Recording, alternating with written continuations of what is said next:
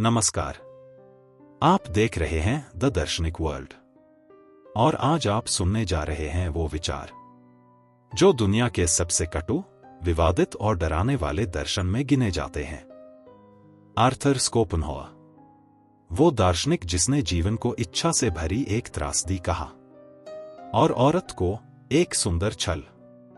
स्कोपेनहावर एक जगह लिखता है, अगर पुरुष स्त्री को समझ ले तो वह संसार को समझ सकता है। लेकिन समस्या यह है कि स्त्री को देखने की दृष्टि पुरुष को कभी दी ही नहीं गई। वो कहता है, हर पुरुष अपने जीवन में किसी न किसी स्त्री से प्रभावित होता है, चाहे वो उसकी मां हो, प्रेमिका हो, पत्नी हो या कोई अजनबी। लेकिन वह यह नहीं जानता कि वह सिर्फ प्रभावित नहीं हो रहा, वह नियंत्रित हो रहा है।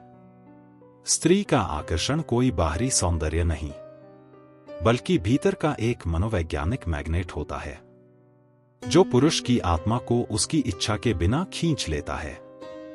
स्कोपेनहावर के अनुसार, स्त्री जानती है कि उसका शरीर एक हथियार है, उसकी चुप्पी एक रणनीति है और उसका आंसू एक आदेश। जब स्त्री रोती है तो पुरुष गलती ढूंढना बंद कर देता है। जब वो चुप रहती है तो पुरुष जवाब देना बंद कर देता है। जब वो दूर जाती है तो पुरुष उसके करीब आने के लिए अपने सिद्धांत छोड़ देता है। क्या इसे आप प्रेम कहेंगे, या ये एक ऐसा मानसिक खेल है जो सभ्यता की सबसे पुरानी स्क्रिप्ट है, लेकिन हम उसे पवित्र कहकर पूजते रहे हैं? स्कोपेनहावर आगे लिखता है, पुरुष अपना बलिदान देकर समाज बनाता है और स्त्री उस समाज के भीतर अपनी जगह पाने के लिए उसका उपयोग करती है। वो मानता है कि स्त्री का स्वभाव आश्रित नहीं, बल्कि प्रकाशहीन स्वतंत्रता है। वो स्वतंत्र तो होती है, लेकिन उसकी स्वतंत्रता को दिशा देने वाला कोई विचार नहीं होता। इसलिए वह हर बार पुरुष से दिशा लेती है, लेकिन उसका उपयोग करती है अपनी सुरक्षा, अपनी स्थिरता और अपने लाभ के लिए।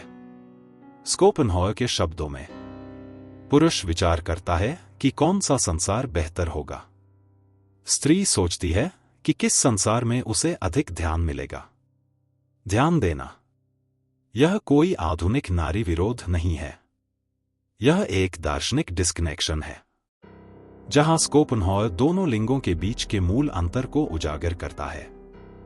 वो कहता है, जब कोई पुरुष आत्मा की खोज में गहराई में जाता है तो स्त्री उसे खींचकर सतह पर लाती है, क्योंकि वह नहीं चाहती कि पुरुष सोचने लगे, कहीं सोचकर वह उससे दूर न चला जाए। स्त्री को चिंता नहीं कि तुम कौन हो, उसे चिंता है कि तुम उसके लिए क्या कर सकते हो।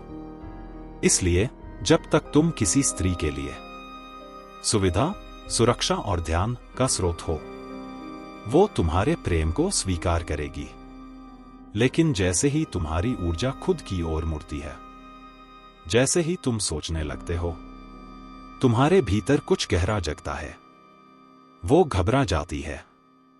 क्योंकि स्कोपेनहावर के अनुसार स्त्री का अस्तित्व पुरुष की मानसिक नींद पर टिका है।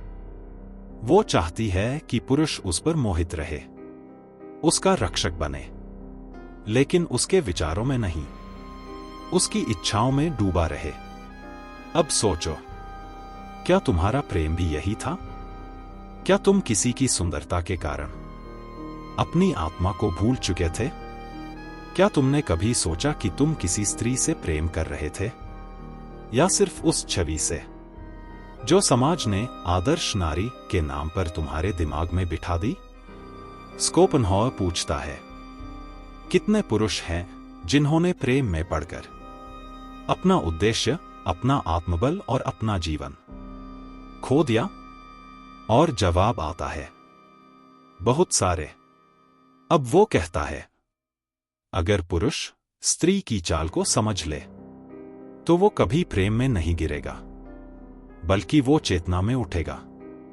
वो प्रेम को एक चेतावनी मानता है, एक ऐसा जाल जो तुम्हें मीठा लगता है, लेकिन जब तुम उससे निकल नहीं पाते तो तुम पाते हो कि तुम अब अपने नहीं रहे।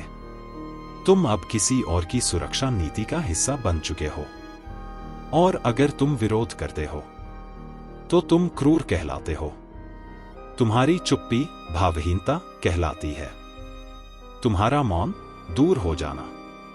तुम्हारा खुद से प्रेम स्वार्थ। स्कोपेनहॉवर के लिए ये सब मेंटल कंडीशनिंग है और समाज इस कंडीशनिंग को नैतिकता और कर्तव्य के नाम पर बेचता है। वो कहता है, यदि तुम स्त्री से प्रेम करोगे तो तुम उसका सेवक बनोगे, लेकिन अगर तुम उसे समझ लोगे तो तुम खुद को बचा लोगे। अब तुम सोचो, क्या तुम एक सेवक बन चुके हो? क्या तुम किसी ऐसे मानसिक खेल का हिस्सा हो जिसका तुम इरादा भी नहीं रखते थे? क्या तुम्हारे प्रेम में भी एक आत्मत्याग छिपा है जिसे तुमने कभी पहचाना ही नहीं? अगर हाँ, तो ये वीडियो तुम्हारे लिए चेतावनी नहीं, मुक्ति है।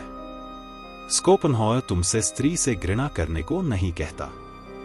वो कहता है, उसे पहचानो, उसे पढ़ो, उसे समझो, ताकि तुम खुद से धोखा न खाओ। क्योंकि जब तक तुम दूसरों की भावनाओं में उलझे रहोगे, तब तक तुम अपने जीवन का मार्ग नहीं देख पाओगे। और जीवन का मार्ग केवल उन्हीं को दिखता है जो अपनी इच्छाओं की आंखें खोलते हैं। तो अब सवाल ये नहीं है कि स्कोपेनहॉवर की सोच सही थी या गलत। सवाल ये है, क्या तुम उस सोच से डरते हो या अब तुम तैयार हो उस गहराई में उतरने के लिए जहां सत्य मीठा नहीं, कड़वा होता है, लेकिन मुक्त करता है।